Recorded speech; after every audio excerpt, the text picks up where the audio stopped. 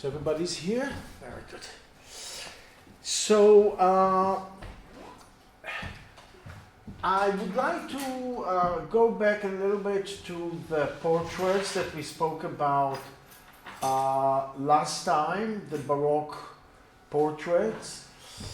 And I spoke about it at some point, but I want to go back to it, that about how phenomenology helps art history. And then afterwards, I'm going to explain how art history helps phenomenology. That's how I'm going to start. So when art historians are confronted with an image like that, often obviously a commissioned portrait, they really have a hard time explaining the type of fascination that we have from images like that.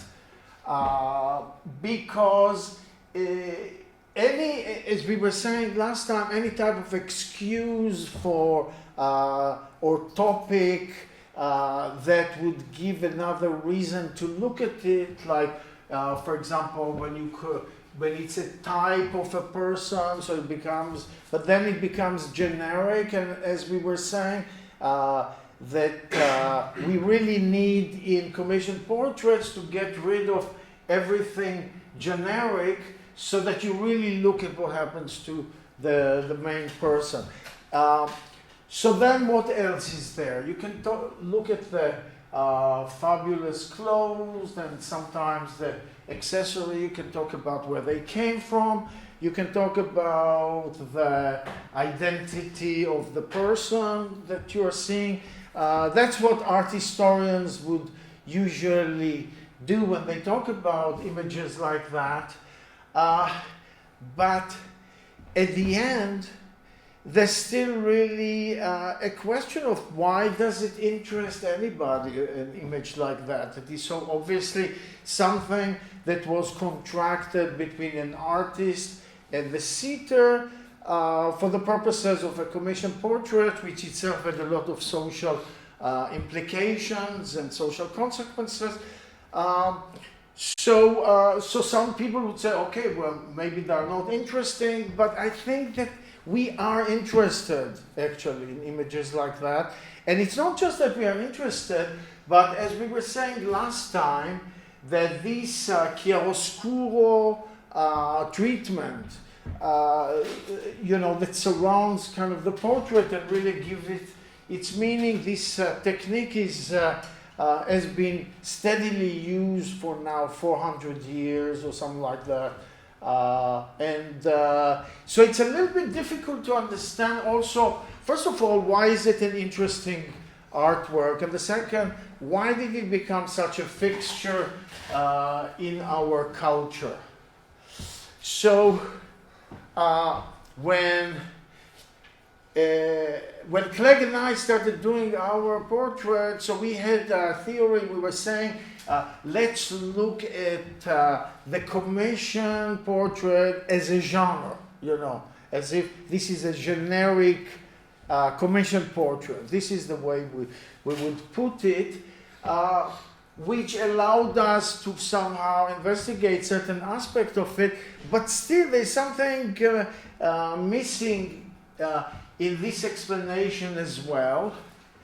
And the type of ideas that we spoke about in this lecture are really, I believe that they are really illuminating and kind of solve this question.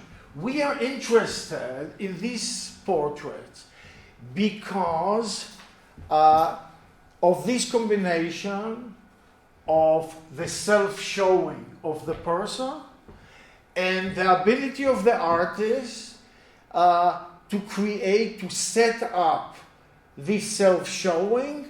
And then I introduced a term, phenomenography, that the artist was constructed to create a phenomenograph. A phenomenograph is somehow a way of capturing the self-showing in the to capturing, to create some kind of a rest of a process, and something that will remain and will keep on giving.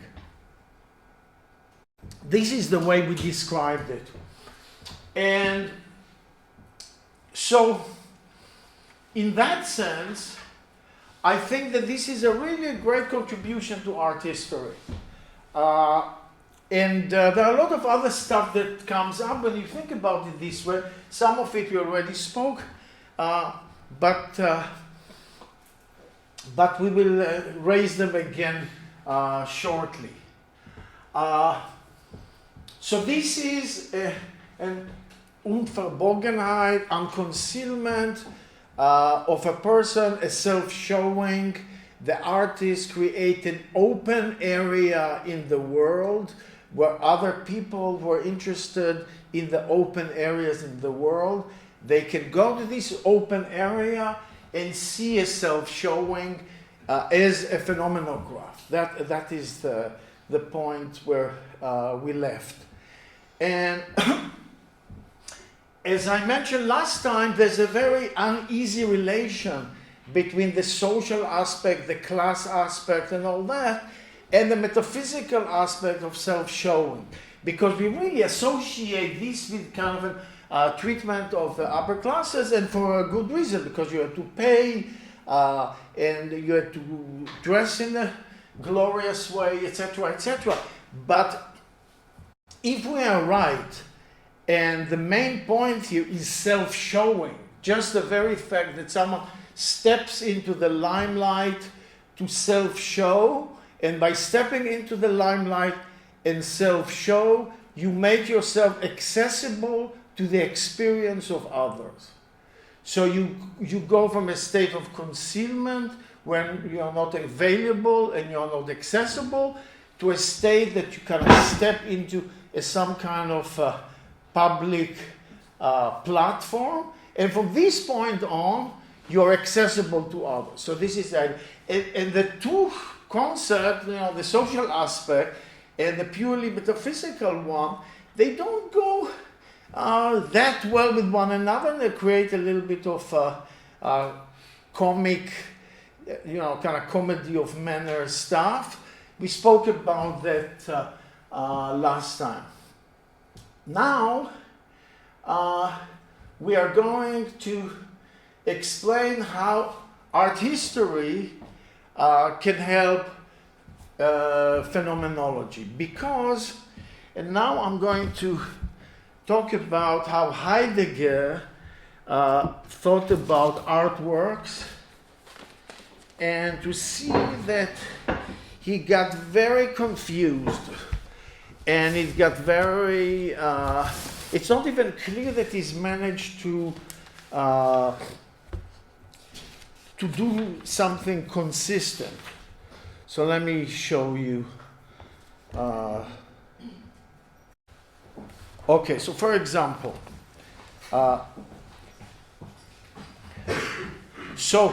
another thing just to remind you, so we spoke last time that this is not just a self-showing or unconcealment, but we also spoke about the fact that according to Heidegger, an artwork does two things.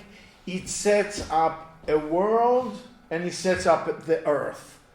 And the world juts out of the earth, and the earth sinks, the world juts out of the earth, and the world sinks into the world. So you have like two domains, the dark domain and the light domain, and these two domains, according to Heidegger, they are, the way we experience them is not what he called indifferent oppositions, but there's a strife between them, almost like a war between the dark side part and the light side.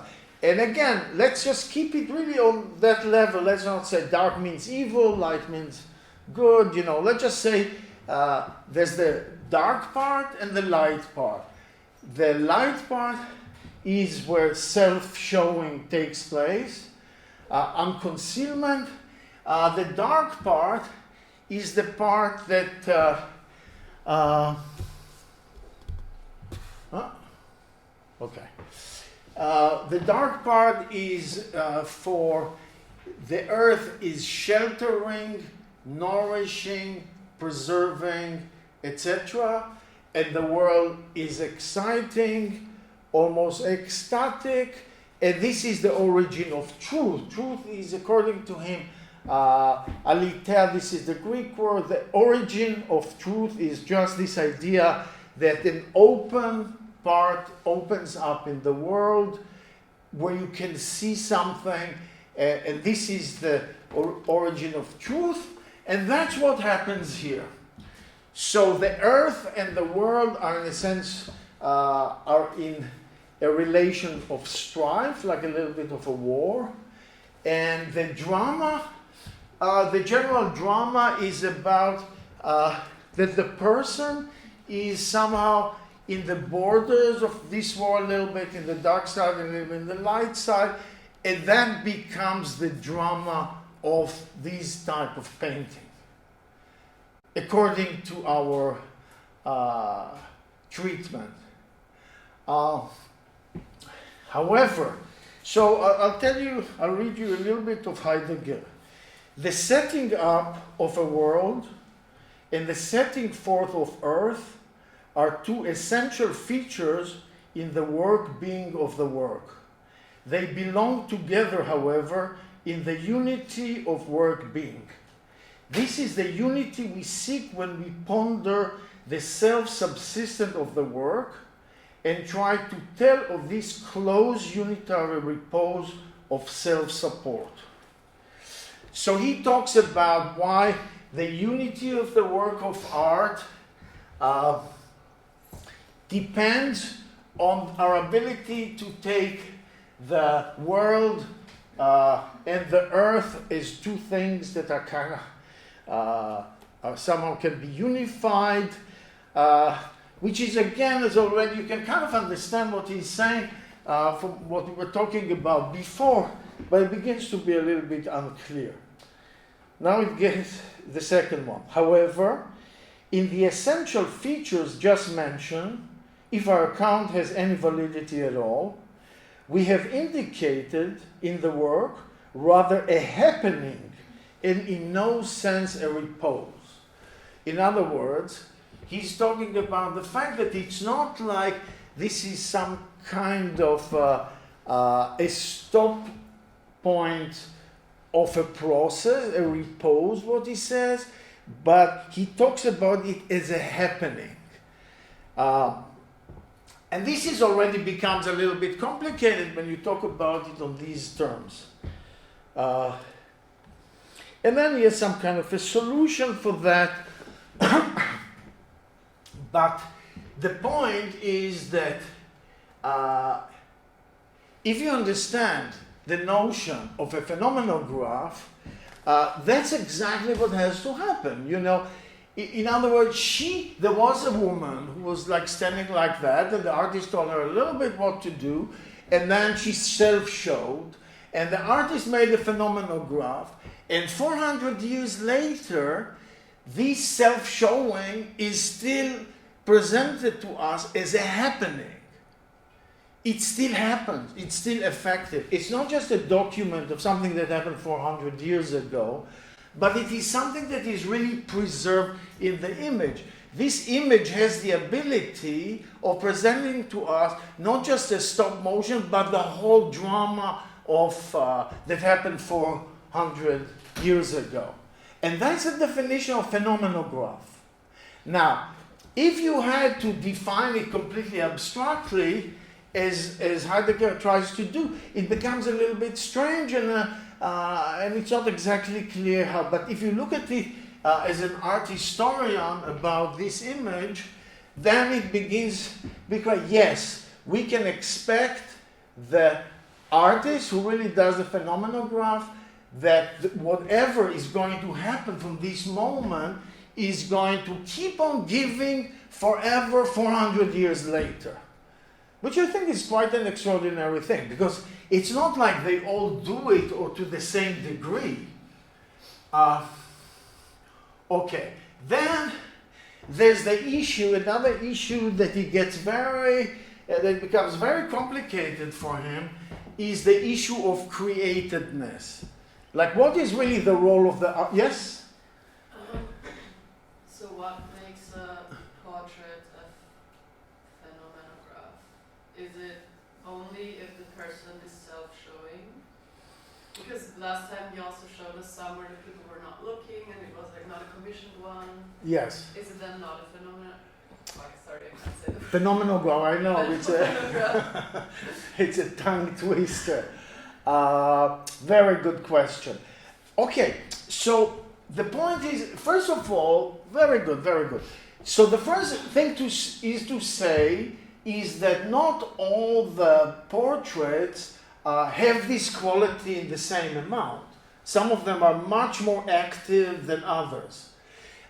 Some of them, you see with this one, for example, it's just enough. It's just enough that you have a little bit of a smile or some weird, expression, so you no longer see it at all. So it's pretty sensitive. This person, the way we watch it is we're not following the drama, the unique drama of self-showing of that person. We're looking at this person as an example of something, of a class, maybe a psychological observation, maybe sociological explanation, but whatever it is not about this self-showing. And it's interesting to see that it's kind of interesting that this guy, in Spain, blacks were called Moors. In the south of Spain, there were a lot of Moors, like Spanish with black skin. And so if you ever ask yourself, like, is it like very race sensitive what we're talking about, this metaphysical stuff? And you can see that it's not. There's nothing particularly special or different, when the person is African, not African American. The person is black, which is also kind of interesting. At the same time, we should also really understand, this is a great Velázquez thing. Look at the power of this image. You're really kind of seeing this self-showing and everything that it intends. What I'm trying to say is that some of them do it better than others. That's also pretty clear just by watching that stuff. So what I'm just to sum up, what I was saying is that art history can teach phenomenology that some of these ideas are actually pretty straightforward, and they actually happen. If Heidegger says it's a happening, but it's a report, kind of get to stumbles on his own feet. It's just enough to see one of these and to yes, it keeps on giving 400 years later. Yes, it comes from this original point of self-showing. All this stuff really happens and there's nothing mystical about it. We understand it very well. It's just a question of remembering things that we know already. It doesn't even teach us anything new. We know that it actually happens. But it's kind of interesting that even for me, that I was really thinking about that stuff for so long, how long it actually took me to understand that the reason why these images are interesting, it's not the social context, it's not even the beauty, because sometimes, as I was saying, in the Renaissance, sometimes the sitters were just kind of intoxicatingly beautiful. So you would say maybe that's the point, just to show beauty like that. Sometimes yes, but not always, and not even that often. It's not the intoxication of beauty that moves us with these type of images. It really is this metaphysical drama of Unverborgenheit, of unconcealment, that we really see here preserved. It's a little bit of a happening, but of course it's static because it's a painting. Yes, so this is how phenomenology, yes? How would you say does this translate to today's culture where self-showing is very obvious on social media platforms, for example? So has the culture moved more towards... Very good question. Whether selfie is self-showing. No, excellent question. Now, the point about selfie is that people usually smile. When they smile, they ruin it. Not necessarily. No, in the sense that they kind of puncture the metaphysical drama, because when they smile, it's like they are saying, I'm here, do with me whatever you want in the photograph. It can be yourself, but still that's what the implication of that. But you're saying... but there are a lot of people not smiling also. Also in fashion, for example, with like models, everyone's like, why are they not smiling? Blah, blah, blah. Exactly. Yeah. Yes, exactly. So going back to that... Yeah. Triangle of sadness? Brands, Balenciaga. Yeah. But you know what? The interesting thing is because you mentioned, I mean, it's about Baroque. Yes. So in Vienna we have the sculptures of Franz Xaver Messerschmitt. Yes. This, Yes. Baroque. And there, I would actually say the selfie is much more him. You know, it's his direction. Yes. Right? Yeah. I don't know if you know this busts of Guttmann. This grotesque... This grotesque. But then they It's become... interesting that it's the same, same periods. Yeah, but then they become a physiological study, psychological study. Yeah. It's exactly what you say. Yes. You smile, it becomes something social. And I would like... so I have no doubt that the selfie can be done that is self-showing. I would love to see some example. Do you want to next time to bring some that you would consider? Yeah, I can screenshot some Instagram friends and we can analyze it. But I would also say to a lot of these selfies, I mean, look at the ones there's hardly any background. Yeah. It's just Very shade. good. And the others, they always have like, look at me with my new car or whatever. There's always some kind of thing, a background, a place. A point in time, Because there's no letting go. That is the point. Yeah. There's no letting go. Okay, I'll try to bring some Yeah. to analyze it. But these people didn't let go either. I mean, like ancient portraiture, especially in these decades, always had like quite particular purposes. Like, Yes. they were about power, and they were about Yes. like, like they even had this like this prehistorical Tinder where they were like. Yes, sending- that's right. You see it in the series all the time that when somebody wants to get married, they send them a little. That's what you're talking. But this was a very good point, by the way, about the context, showing the context or not. At any rate, the letting go. You're asking how does the letting go? So I was really thinking a lot about it. So in my own practice, it's the light. When I photograph, I use very strong lights. And when they shine in your eyes like that, you cannot have any other thoughts. So this is like one. That's the thing, that letting go can have many different meanings in different contexts. And one of them is that, and even, at the time, I don't know how much light they actually used, but it's about sitting very steadily, like arranged. These can kind of become a hurdle for other thoughts, no? Anyway, it's a very good question. I thought I asked myself, and I said, in my own work, it's the lights, the blinding light.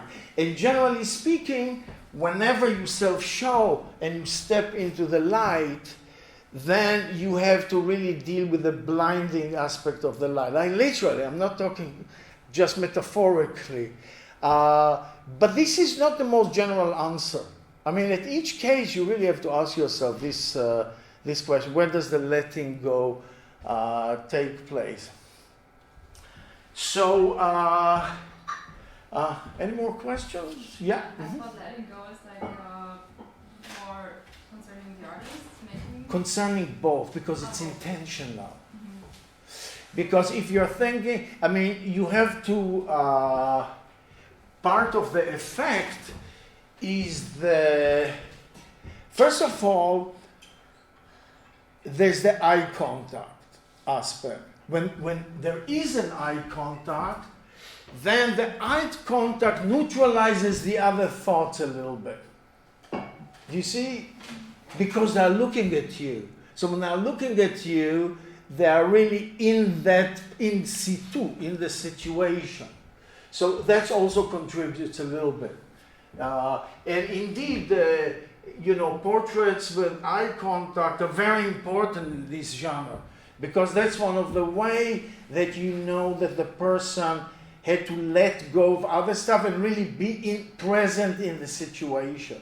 And you see it in the focus of the eyes, I mean, you can kind of stand like that. You look a little bit like you're having an eye contact, but you can see the eyes are completely focused, and when they are less focused, it's less. Anyway, it's all I'm saying is that these are the type of answer that art history can provide, and I think that they go a pretty long way to demystify phenomenology a little bit. The process of letting go, the intentionality, the fact that there's no excuse, so it's not generic, you don't smile, so that means you just don't let yourself be thrown to any situation, the issue of the background that reduces the focus, all that stuff. This is what art historians can provide as evidence for certain types of explanation, and they go a certain way. Yes? You talk now about eye contact and self-showing, so what is the role of the mirror in that sense? The mirror. Yes, also historically, when kind of was able to produce mirrors that work in that way, that this actually resembles that static image of myself in the mirror that I can take. You talk now about self-portraits? Yeah, or in general portraits, the desire of a particular class to have this static image of themselves of a particular time, in a particular situation, showing them in a particular way, and then it's static in that sense that we have the possibility to look into our mirror image, and we want to have this image in a fixed way, that by go to an artist and ask them. I have to think about it a little bit, about the relation between the mirror image and Unverborgenheit generally. Yeah. The mirror also needs light, first of all. So it's not as if it's a completely different type of unconcealment. It's also stepping into the light, but you see yourself. But you know what I want to get to is this is eye contact and self-showing, and this is actually a situation we are having. I see. When we look into our mirror. Okay, now I understand. I see. So what you're saying is that whenever there's eye contact, it actually might be inherited from the mirror. Yeah. But Specifically, or as a concept? I don't know, but it participates in this situation where I identify a case that's revealing myself. Mm-hmm. Let me think about it. I'm not exactly sure. I have a feeling that self-portraits, of course, self-portraits are one type of self-showing, where you are doing both parts. Actually, I was thinking about Cindy Sherman, because next time when we talk about various artists that you understand them much more in phenomenological terms. So think about like Cindy Sherman, that she wanted to be both the self-showing and the phenomenographer. That's kind of what her work is really about. To take it. I mean, I remember she was telling me, or I read it someplace, that she actually said that her main thing was also that she wanted to be behind the camera and in front of the camera. I think she said that. And that's the idea. So in phenomenological term, she wanted to go a little bit beyond the opposition between the the self-showing and the phenomenography, and to put it in one. Okay, but really, mirror. Well, of course, they had mirrors a lot before. And of course, before that, there were a lot of objects that had a little bit. I'll think about it. I'll get back to you about that. Yes, exactly. I was also thinking about that. Yeah. The objectifying gaze or something like that. Yeah. Okay. So now I want to go to the next question. So according to Heidegger, it is not the artist. That's another thing. Let's talk about the relation between what the artist put. I started talking about the creative aspect of that, and I wanted to again emphasize the fact that let's put another one. Let's see.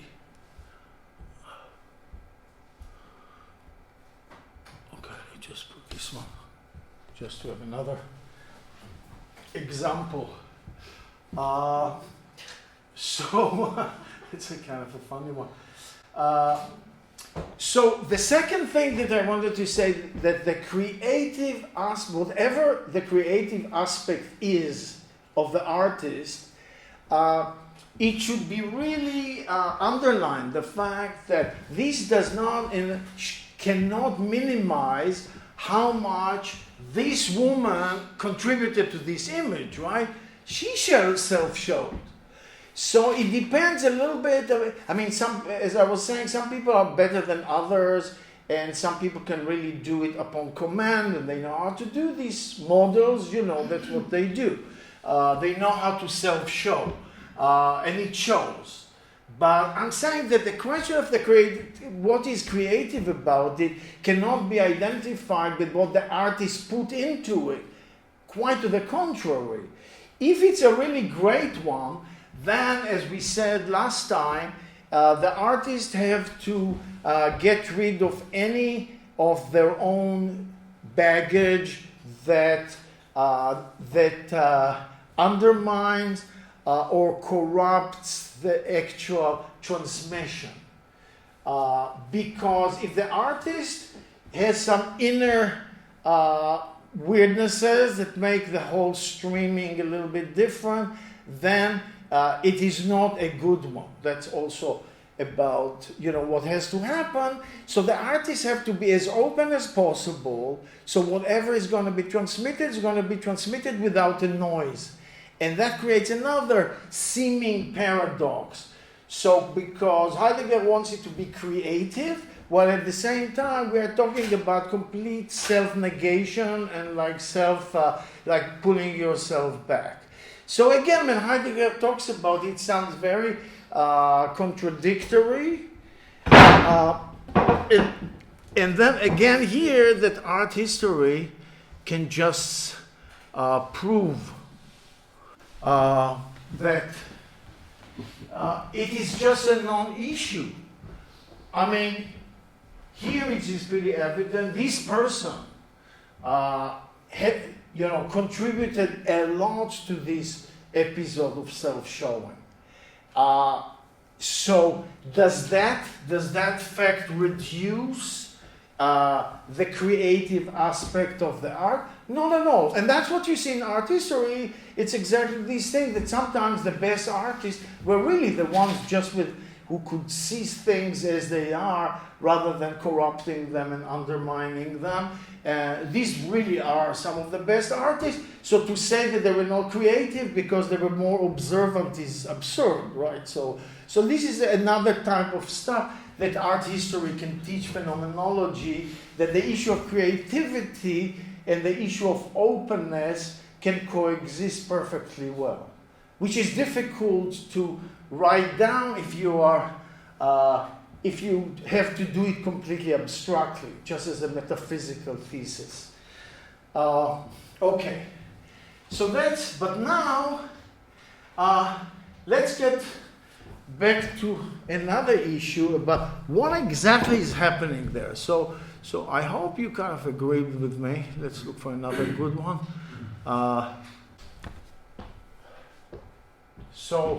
Yeah, another, she comes from the shadows. We see how she does it, the manner in which she does it. And we really can kind of feel this drama.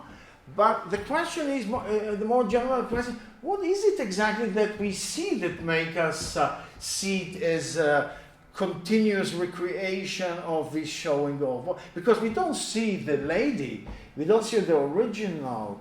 So what exactly are we looking for? How do we know exactly what is happening? What we see here is actual, it's somehow the continuation of an episode of a genuine self-showing. So this is generally another pretty difficult metaphysical issue that we have to delve into a little bit more. And again, it would have been very, very difficult for phenomenology to talk about it completely abstractly. So the question is, the other thing that we want to ask is, how do we even know that the artists and sitters thought about these issues in the terms that we are talking about? So now I would like to take a bit a detour to something completely different that will illuminate the issue from a somewhat different angle. So this is a first century, I guess it's a replica. This is a Roman version. Let me try to find the original, I think. It's still not the original, but so I had the privilege of seeing this in Museo Nazionale in Rome with archaeologist and antique sculpture dealer. And in the Museo Nazionale you have Greek sculpture and you have Roman sculpture.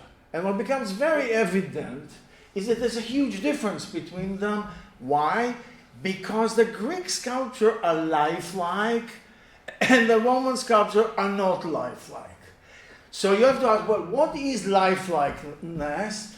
And this lifelikeness is what needs to be what needs to flow from the work for the phenomenal growth. This is the connection.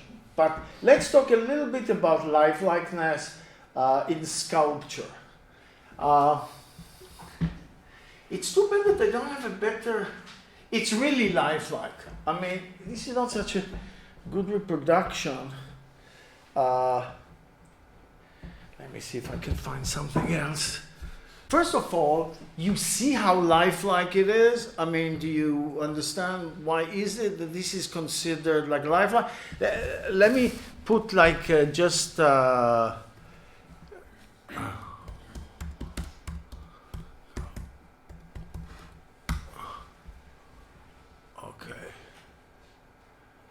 Let me just show you one that is not lifelike. First of all, Roman sculpture are usually over life size, which is already quite a difference. This is actually a pretty good. This is not. This is not really Roman. At any rate, let's go back to that. I'm sure that you understand it when I say that some sculptures are very lifelike, while others are not lifelike. And the thing is that with Greek sculpture, you really there were many of the Greek sculpture had this lifelikeness. And in the Roman times, they no longer had it in such an abundant way. And this began to really bother sculptors from the Middle Ages on, because, or let's say the Renaissance on, because one of the things that happened in the Renaissance is that they started to excavate, make archaeological finding. And they would find in the earth, sculptures like that were better than anything that they could have done, you see. So it was a little science fiction-y that you go back to the past, but what you find are things that are better than anything that can be done today. And that became like a very vexing issue. They were really looking for hundreds of years, let's say from the 16th century until the 19th century, they were really looking for the secret of lifelikeness, how to get back to the Greek sculpture that is kind of so effortlessly lifelike. You see this, and you see exactly the streaming of the boy, like taking, you think about the boy going into the light and self-showing, and this happened, I don't know, 2,500 years ago or something like that, maybe a little bit less, and something keeps on giving even now, and this is lifelikeness. This is the point. And they were asking themselves, sculptors, more or less as a technical question, how do you make lifelike sculpture? And they tried, they got a little bit better, and then you had Donatello, who was better, and then you had Michelangelo, who was even better than that. But none of them, at least that's how the story goes, none of them could recapture the secret of the lifelikeness of Greek sculpture until Rodin. Rodin supposedly, as the story goes, brought it back from the Greek. And now I'll tell you what the story is of Rodin. So Rodin had a variety of stages in his life, and then at a certain point he came to the conclusion that what is missing is some sort of emotion inside the artwork. And he started thinking that that was one thing. But the second thing that he said, and that was pretty interesting, was that he thought that the academic drawing, that, the artist, because before you make a sculpture, you make a drawing of the same thing. This is like preliminary drawing, right? So Rodin was thinking about all the different parts of the process, and he started with a drawing. And he said, when the artist is here, and the model or the object is there. It doesn't even have to be a human being, but actually, actually it does. So I'll come back to it in a second. So the thing, one of the problem is that when you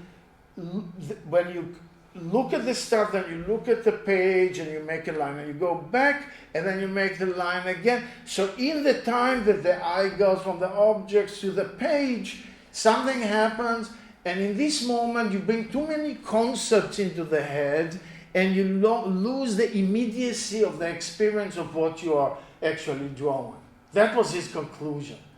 So the point is that somehow the conceptual thinking enters into our actions in such a way that it undermines lifelikeness, precisely undermines lifelikeness. the more concept that you use, and the more that you compare the specific object with some kind of a linguistic category, what you lose is lifelikeness. So there was the issue of motion, and there was the issue of undermining the power that analytic or linguistic thinking has over our action. These two things were kind of going together. So, as you know, what he did was he had, so he started making new types of drawings, called continuous drawing, where you constantly look at what you draw. You never look at the actual page. You just kind of draw like that. And the model shifts the position, so you kind of go on like continuing with the motion. So some of this stuff also somehow codifies the fact that the bodies are going in a particular direction. So it gives them some kind of vectors towards the future or something along these lines. So it's not just about the minute, the frozen moment, but where it's going, let's say. When you do it like that. And you can kind of see that, we'll talk actually about Schiele soon, because Schiele was one of the earliest people who actually were influenced by continuous drawing. There was already some, in the first Secession exhibition, there were some drawings of Rodin, continuous drawing. I think it was, maybe it was not the first Secession, I think it was 1905 or something like that, maybe the second show. So they had these kinds of drawings of Rodin, and both Klimt and Schiele immediately started drawing in this style.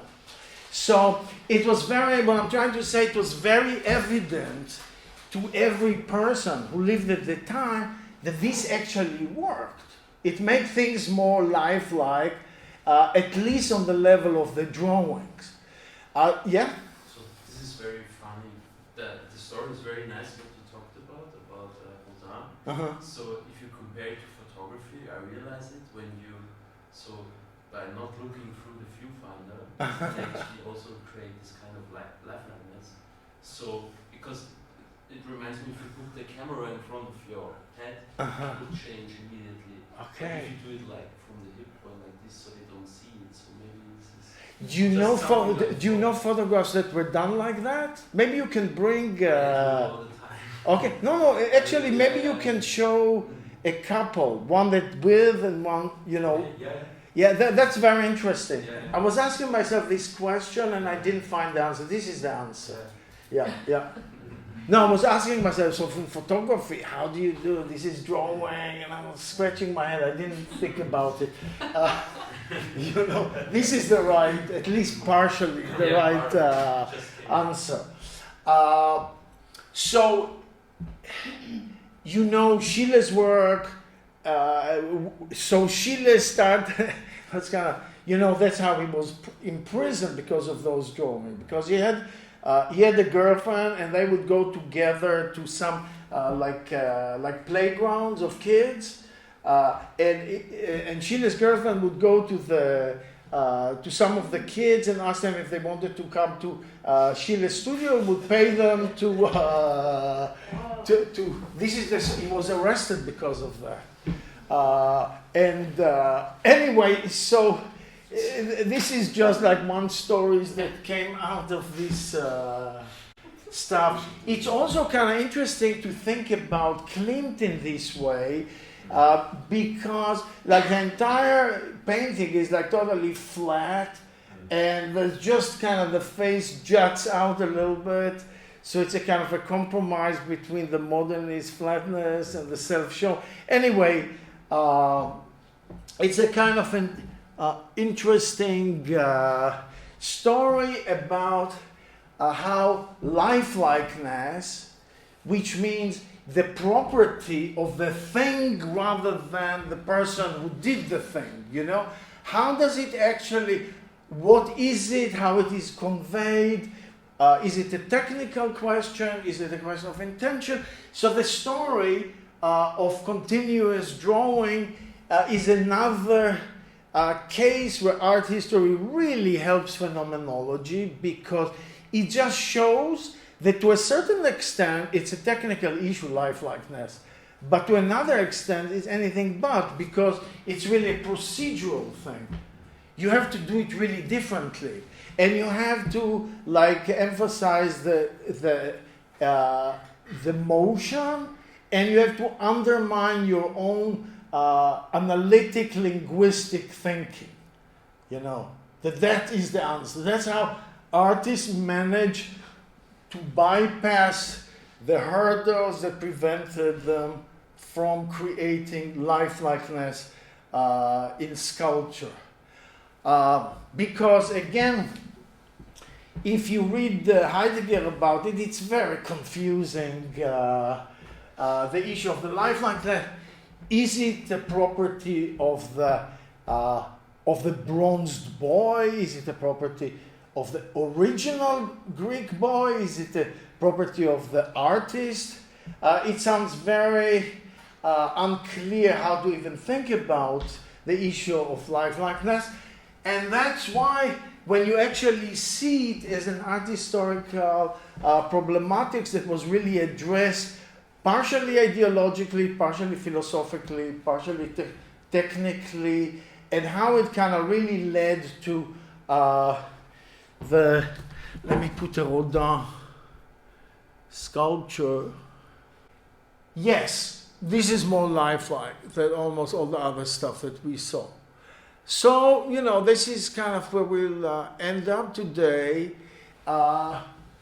That we have this thing of lifelikeness without seeing the original. So it's got to be a kind of an interesting topic, and it's quite philosophical. What are we comparing exactly? This is the question.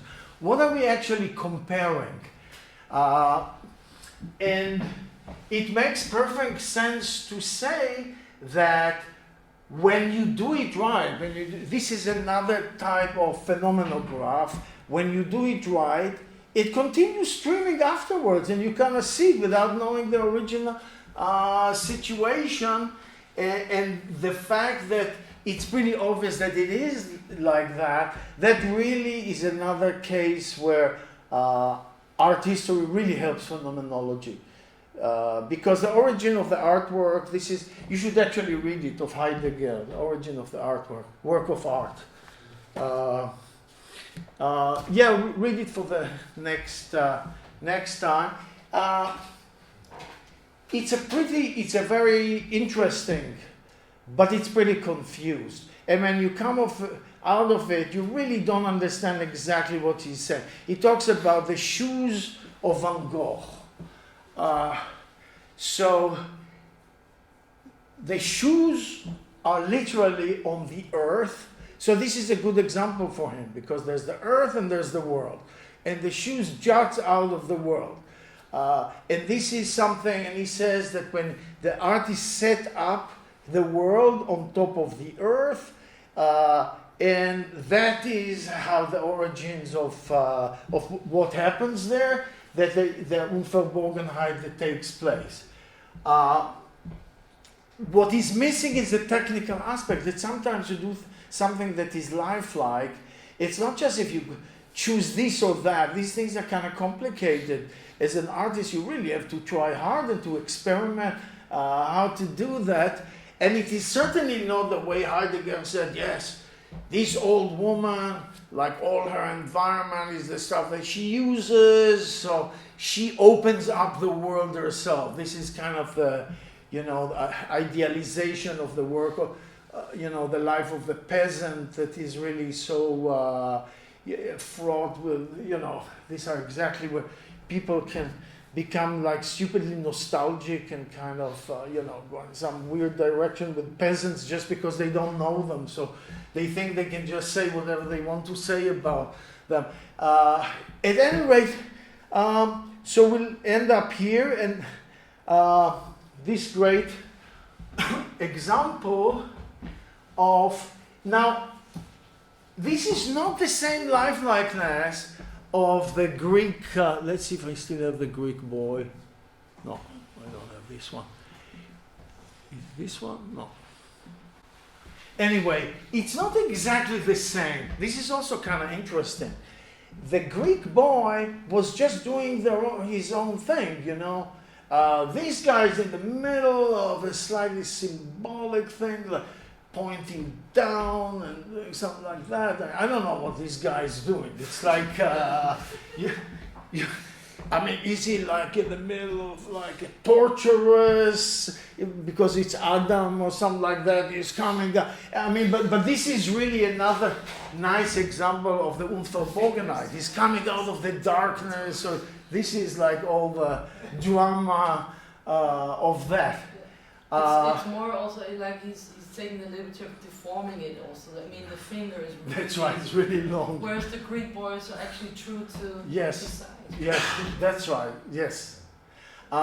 So where does this lifelikeness? This is another very interesting actually question. But at the very least we can say the Greek boy was lifelike, this is more lifelike. They're not exactly the same, they're slightly different, but they're both convey lifelikeness. And when you look at them, they keep on giving. This is the point. They keep on giving. It's not something static. It's something that out of that you can get the whole drama of going into, of unconcealing yourself, and all the things that this action involves. Good. Okay, so let's call it a day now. Good.